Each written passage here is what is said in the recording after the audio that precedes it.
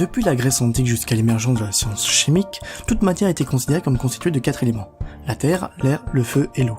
Le philosophe grec Empédocle envisageait ces éléments non seulement comme des manifestations physiques ou des substances matérielles, mais également comme des essences spirituelles.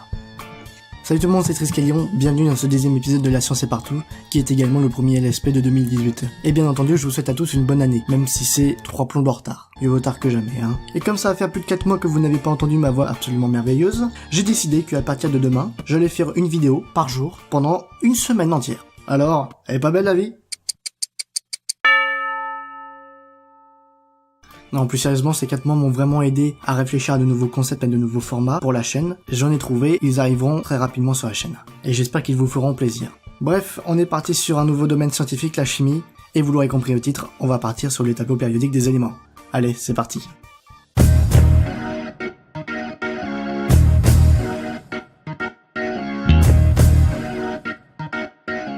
Comme je l'ai dit dans mon introduction, pendant une longue période, on pensait que la matière était constituée de terre, d'air, de feu et d'eau. Et cette théorie des 4 éléments avait été développée par Aristote.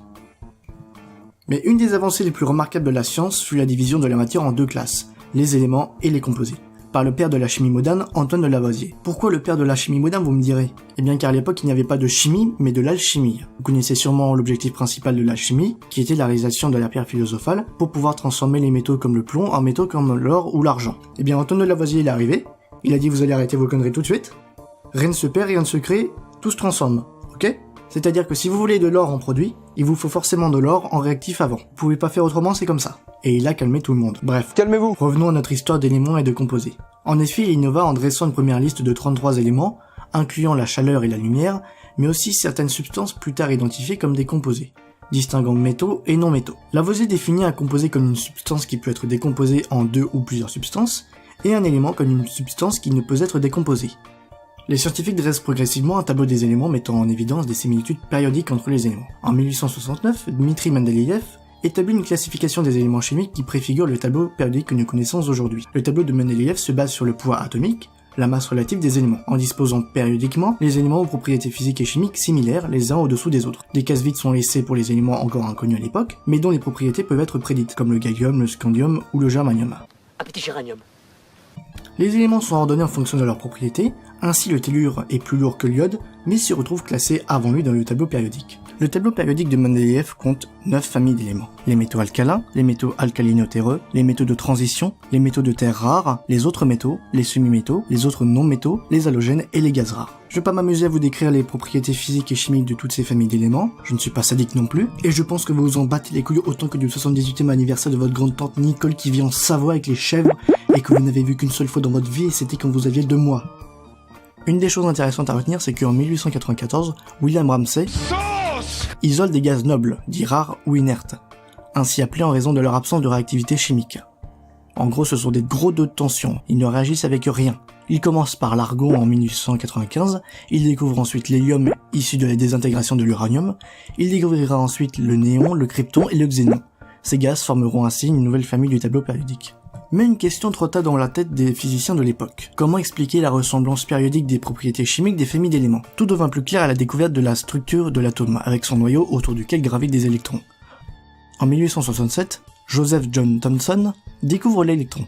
Et en 1906, Ernest Rutherford démontre que la masse de l'atome se concentre au niveau d'une très petite particule qu'il nomme noyau atomique.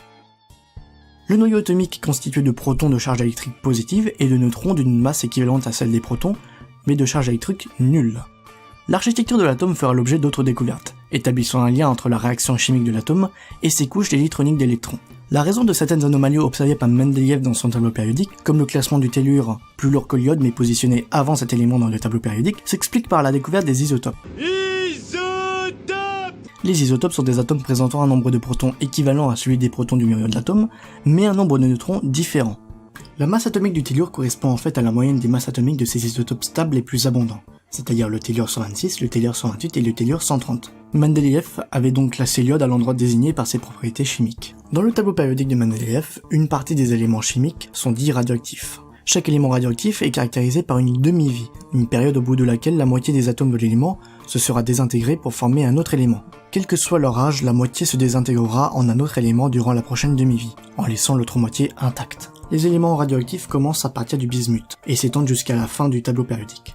Et plus leur numéro atomique augmente, plus leur période de demi-vie devient courte. Au-delà de l'élément 110, tous les isotopes des éléments ont une période radioactive de moins de 30 secondes, et de moins d'un dixième de seconde à partir de l'élément 115. Mais pourquoi les physiciens tentent-ils toujours de synthétiser des éléments chimiques, alors qu'ils savent que leur durée de vie sera de plus en plus faible? Est-ce qu'ils s'emmerdent tant que ça, ou est-ce qu'ils sont cons? Eh bien, ni l'un ni l'autre, car cela est dû à l'île de la stabilité.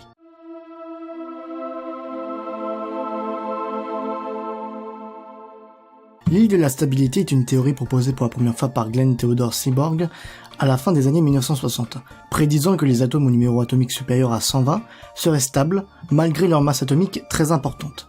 Ces éléments constitueraient ainsi une nouvelle famille du tableau périodique, les superactinides.